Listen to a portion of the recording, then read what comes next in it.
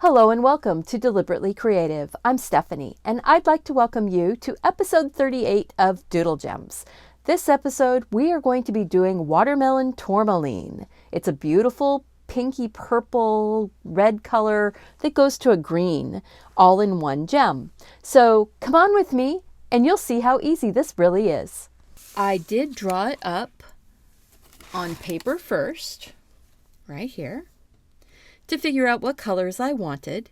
And I drew this pretty little fan shape around the outside of it to test out what colors I wanted to use on the fan. And I think I'm going with this sort of bronzy toned color to go around it. I decided that I wanted to try doing it on a piece of natural wood disc. I bought a whole bunch of these off of eBay about 4 years ago to do wood burning on. So I'm going to take the size S Faber-Castell Pitt pen. I'm going to mention what colors I'm using as I'm going along, but I have 3 greens, a dark, a medium, and a light, and I have 2 reds, and they tend towards the pink side of things. So I've got a magenta and a crimson. Then there's also the indigo blue, a white, and the colorless blender. So the design has a circle in the center. That's where the gem goes. And I'm going to draw another circle right around the outside of that. I sanded this circle pretty well, but there's no other finish on this wood. So the Pitt pen is drawing on it really nicely. Then I'm going to go out basically about 3/4 of an inch, because that's how big of a space I've got, and draw another big circle. I am not drawing for precision here. I am not using a template, and that's okay. You notice it's sort of really wandering out there. That's cool. Because if you look at this fan goes up and down. It goes up and down here. It looks almost like it's carved into the wood. So it gives you space, room to allow for variations. I'm going to go ahead and split this at 12 o'clock to 6 o'clock. I'm skipping the center. I don't want to draw my pen through the center, but you can imagine I was drawing a straight line through. Then I'm going to draw a line across that's from 9 o'clock to 3 o'clock. Again, I'm skipping that center. I don't want my pen line there. But if you wanted to do this in pencil first, you could certainly lightly draw in pencil to get your guidelines. Now I'm going to draw a line at 1 o'clock and 2 o'clock. I don't have them exactly split perfectly. That's okay. 4 o'clock and 5 o'clock. This is going to get broken up into all of the hours of the clock. So 7 o'clock and 8 o'clock. 10 o'clock and 11 o'clock. You're going to get a line. Now, I'm going to go ahead and divide every single one of those in half again. Remember, I am not being a stickler for precision here. I'm going to divide a couple of those in half just up here at the top to show you to start off. There we go.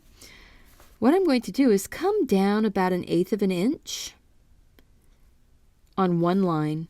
It doesn't matter which line, any line. Just come down 1/8 of an inch on one of those lines and draw a diagonal all the way up to that outside circle. And then you're going to skip that line that you just drew to. You're going to go to the other side of it, down about 1/8 of an inch, and then draw up and meet that middle line. Now you have, it looks like an arrow. That center line here, and then the pointers. You're going to do that on all of these this fan. Okay? So we're just going to draw those, and it doesn't always have to be perfectly the same distance. Let's see here. Did I already draw that? I did not. One. Now, because I'm talking, I get confused. So 1, that's from 12 to 11, 11 to 12, 12 to 1, 1 to 2, 2 to 3. So that one is already drawn on that center line. But now I need to continue drawing that center line in. All right, so I went off screen, I pulled it back, I clipped out that little tiny piece, but I'm not going to worry too much about that because we're still just doing the same thing. We're drawing the center lines. Just going to draw all the center lines now. You're going about 1/8 of an inch down and drawing up to your center line.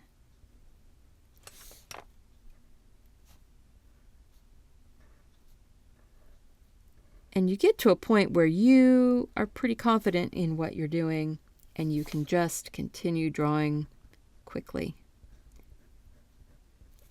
There we go. So now I know that the hole right there is my top. We're starting off here with the dark green, the olive green, and the lime peel. That's going to be on the right-hand side of this stone. There's no reason for it to be on the right-hand side except that that's where I'm starting. I am a right-handed person. So I guess I lean that direction more easily. And basically from 12 o'clock to 6 o'clock, I am putting in a crescent of this darkest green. And I'm not pressing super hard, but I'm pressing a little bit. I'm trying to make sure that I'm transferring that colored pencil to the surface. And that was the olive green. Now I've got the lime peel. Putting some of that in. It's a little more transparent. And I'm taking some of that back into the other greens, just so that we have all of the green with a similar tone. Now I'm going to take the white, make sure I don't have any red on it. Okay, take the white, and I'm bringing it across. Make sure I fill in that very center bit. Taking it across into that lightest green, and over towards where the pink is going to be. Tourmalines are really interesting stones. They grow on granite and marble deep in the ground, and they are slightly magnetic, especially when they're heated, because of the iron content in them. And you don't think of, a gemstone as having iron in it, but there's types of tourmaline called schorl that is all black, and it looks very much like it would have iron in it. It actually looks almost like it's magnets. But the tourmaline grows in a triangular formation. So a lot of these colors and things would be a triangle going across. So I just used on the outside the Crimson Lake, and then moving towards the middle, I used the Magenta. And I'm going back to the white to sort of blend this just a bit.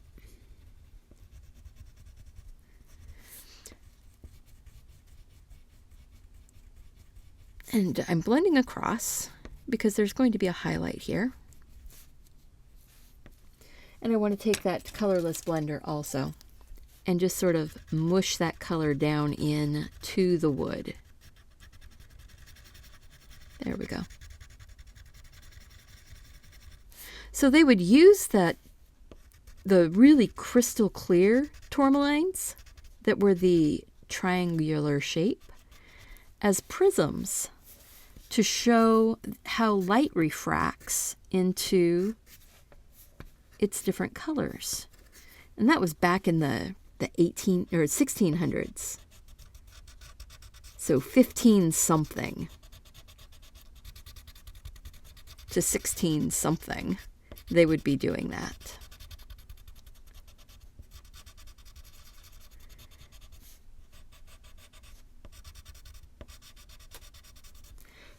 Tourmalines are not really hard stones. They're not very hard at all. Well, they're hard. They're like a 7 to a 7.5 on the hardness scale, where diamonds and rubies and sapphires are, diamonds are 10 and rubies are 9. But it's about like a quartz. And these are a boron silicate type of gem. It's kind of cool, the different things you learn about the stones as you're going along. And now I'm going to go ahead and put that highlight in with the white Uniball UM153. I just happen to like this pen. It is not, they are not sponsors or anything. And I'm doing a sort of a complicated reflection. It has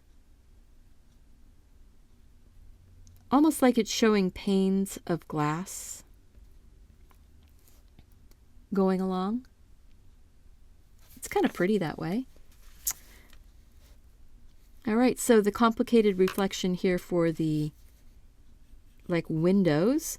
Then I'm going to get that shadow down in here, around this edge.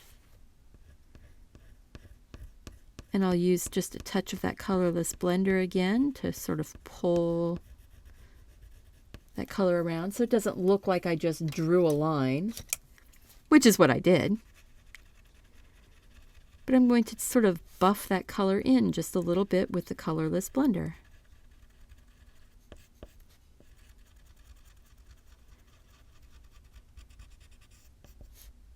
Oh, that worked out nice. That worked out nicely.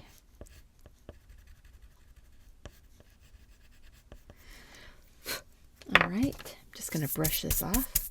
You don't want to use your hand to brush the pencil crumbs off on this because the wood tends to grab it and hold on, and then you get smeary bits. I'm going to go ahead and drop just a tiny little reflection around this edge. Just sort of drag the color, or drag that light around. Just drag the light. There. So that's pretty cool. All right, so we're going to go ahead and get the rest of this outside bit here. And this is just 2 colors and a white gel pen. Okay, I'm going to take the espresso and the shell pink. We'll start with the espresso. Now, what I'm going to do is just decide one side is dark and one side is light.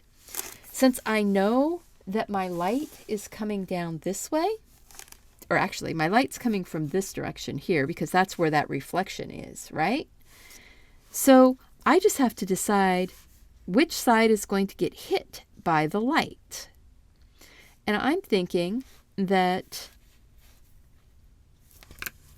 this is the side being hit by the light. So I'll just throw a little bit of that shell pink on there. And the shell pink is almost the same color as the wood. It's almost like drawing white pencil on white paper for that shell pink. So I'm going to go ahead and put the espresso in first. So I'm just going to put that on the opposite side of where I would want to put the pink. So the light would be hitting here and not hitting here so much. And the light will be hitting here and not hitting here.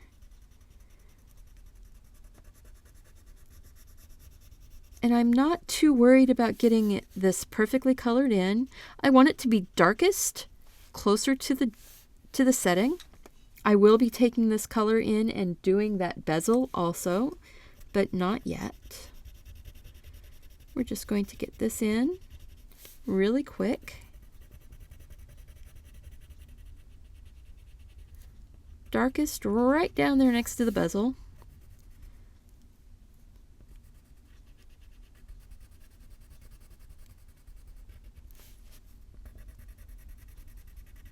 And we're just going to really, every other one, we're just putting that dark in. Not there, putting it in there. Just working my way around. They may not always make sense, but your eye will read it as making sense.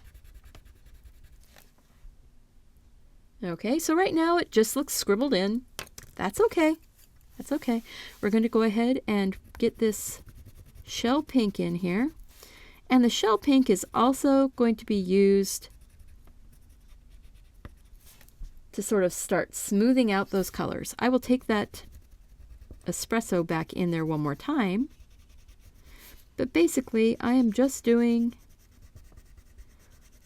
one whole side of shell pink, and then the other side, just sort of scribbling in some. I don't have to coat the whole thing on the dark side, but I want to get a little bit in. A little bit. Especially up around that very top edge where they meet. Just something to think about. Those top edges. Those top edges are also going to be getting some of the white gel pen, so it's not that critical, but it's nice to have it there. It gives you a little bit of flexibility. And again, getting just a little bit in on those the darker sides. And I really, really did not realize that the shell pink was almost exactly this wood disc brown color. That is just too funny, actually. And we're almost all the way around. I hope you're enjoying this. I'm having fun doing these videos. If you like the video, please click that like button. Subscribe to the channel if you're not already, so that you'll find out when we do more videos. And share this video with your friends, so that way they can have fun too. Now what I'm doing here is I am just arbitrarily saying the dark is going on the side where the light is, and the light will go on the side where the dark is. On this very outside edge on these little triangles. Just because that's symmetrical. Or not symmetrical, but adds symmetry, balance. It doesn't read wrong to your eye to have that happen. Because otherwise, why didn't we just take the color straight out all the way to the edge? You could have done that too. You could have done that also. And if you watch the video first and then go and do the project, you already know that we're doing that, and you could make that decision before you even draw it on if you wanted to do that. If you didn't want to have this little outside edge going all the way around with these little extra triangle diamond shapes, you could do this without the outside circle being drawn, but you have to then know how long you're making all of your rays going out. This is easier. And I like easy. I really like easy. So I'm going to grab that espresso again and come in here and just darken up a few spots. And I want to bring a little bit of that espresso on that light side down towards the setting, towards the bezel, just to darken up that center just a smidge, because all of the center has that bezel edge in there.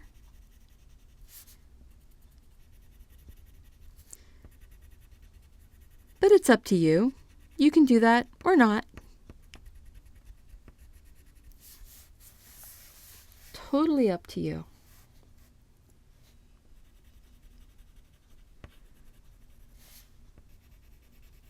I enjoy projects like this. I am so glad that my community has said that they don't mind these projects. They kind of like them. They like getting to try different things. I have a problem with getting distracted by different types of projects. And so far, doing these videos, I have not been distracted or drawn off in doing some other types of projects. Part of it is because I love getting to be with you guys and share the different projects that I'm thinking of, and share the different projects that you guys suggest to me. I love figuring things out. I'm not really a puzzle person, but I am a problem solver. I think is really more what I am. I'm just using this colorless blender to blend out that little bit in the center on the light side. Just sort of deepen that shadow in just a bit. Blend it out, blur the edges that I drew so it doesn't look quite so harsh. And now the white gel pen, just to give us a little bit of highlight on some of these, like on the point edge and maybe along some of the bright edges, the lighter colored sides.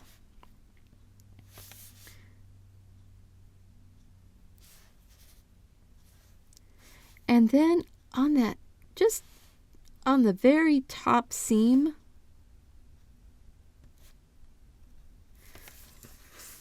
well, that line went a little wonky, so we're just gonna wipe it off and draw it on again.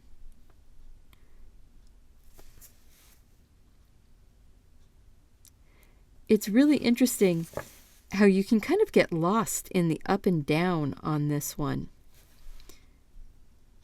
Am I on the upside or am I on the downside of this edge? Well, when you put this white stripe on the top edge,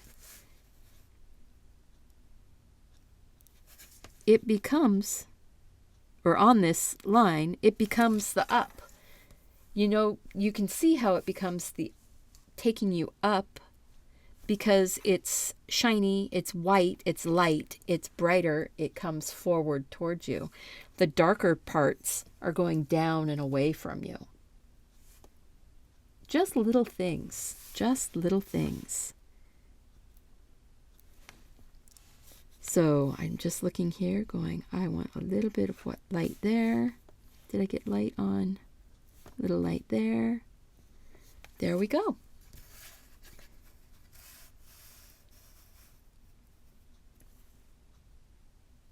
I hope you enjoyed this video. I hope you enjoyed doing the tourmaline on episode number 38 of Doodle Gems. You're certainly welcome to do it on paper. Remember, I did it on paper to start off with. You can do it on polymer clay. You could do it on store-bought wood chunks. You could do it on pieces of wood that you found and just sanded. All kinds of things you can do. Couple things. Remember, please hit that like button. Click on the subscribe button if you aren't already subscribed. Share the video with your friends. Leave me a comment and let me know if you have a favorite gem that I haven't done yet that you would like to see me do. And as always, go out and do something creative. Take care. Bye-bye.